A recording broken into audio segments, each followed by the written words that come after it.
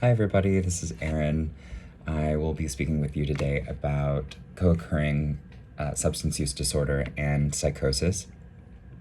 I chose this topic because in my career experience, I had worked with individuals who were dependent on methamphetamine who sometimes would present to our clinic with active psychosis, and I wanted to know a bit more about this topic and maybe gain some insight into some clinical skills. So I'll briefly share with you a bit about what I found.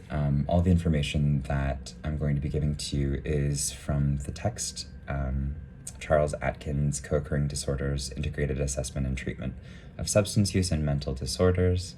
And there's also a webinar that I watched that was presented by Susie Langevin and Stephanie Gregoire, who are they're counselors who see a lot of individuals who are actively in psychosis who also present with substance use disorder. So, according to Atkins, lifetime rates of co-occurring substance use disorder in people with schizophrenia range from 47 to 70%, not including tobacco. Substance use in this population is associated with increased rates of hospitalization, violence, incarceration, homelessness, HIV, and hepatitis infections, and poor adherence to treatment. The most common drugs of abuse for people with schizophrenia are nicotine and alcohol, followed by cannabis and cocaine. So here they're talking about schizophrenia, but psychosis is not specific to schizophrenia. Psychosis can also present in other diagnoses. So I thought it was just important to make that distinction. When we are talking about psychosis, according to the presenters, there are two different kinds of categorization, either positive or negative symptoms. So positive just means that there's any change in thought or behaviors, and negative symptoms are characterized as a withdrawal from activities in social life or having a quality of flatness. So I'll talk a bit more about those positive and negative symptoms. But first, what I thought was important was that there's a cognitive model that the presenters gave for psychosis, or the model, there's sort of a cycle of schizophrenia. And so, in psychosis, there could be a biological predisposition for schizophrenia, which can be brought on by negative life events. There could be things within that individual's development that make for negative outcomes.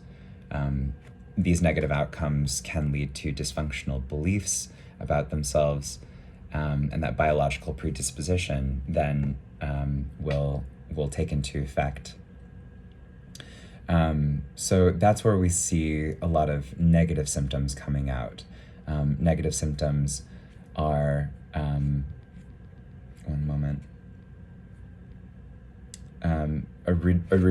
reduction in goal-directed activity, motivation, or expression. Can often be mistaken for laziness or depression, and medications do not treat these symptoms in individuals with schizophrenia. So it's good to sort of distinguish between depression and schizophrenia.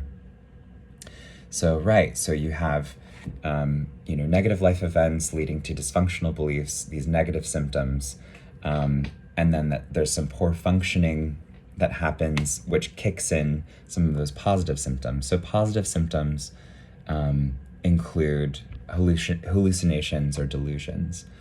And I'm almost out of time, but basically the takeaway for some treatment for all of these was really to just recognize that psychosis happens on a spectrum, that it could be anywhere from mild to kind of really difficult psychosis to deal with. And with any of these disorders, it's important to sort of just be empathetic and, take a non-judgmental route in all of this, it's important to be empathetic to the person and think about what they're going through. Oftentimes, what the presenters were talking about is that there's sort of this cycle where individuals, with schizophrenia or severe psychosis, will find it hard to interact with the world around them, and so they may find themselves in marginally housed or in difficult social situations, and so there's a self-medication that happens with trying to alleviate that suffering, sort of coping with substance use. However, that substance use then does kick in some of those symptoms of psychosis, and so it's sort of this cycle that happens. Oftentimes, individuals who are in psychosis, it's important to normalize whatever they're going through. You're not going to explain away their symptoms. You're not going to explain away their hallucinations nor their delusion. And so there are techniques there's specific techniques for working with all of that. And the presenters do a good job of talking about some of those interventions. So I am out of time. There's so much more to be said, but I hope that you found this somewhat informative. All right, thanks.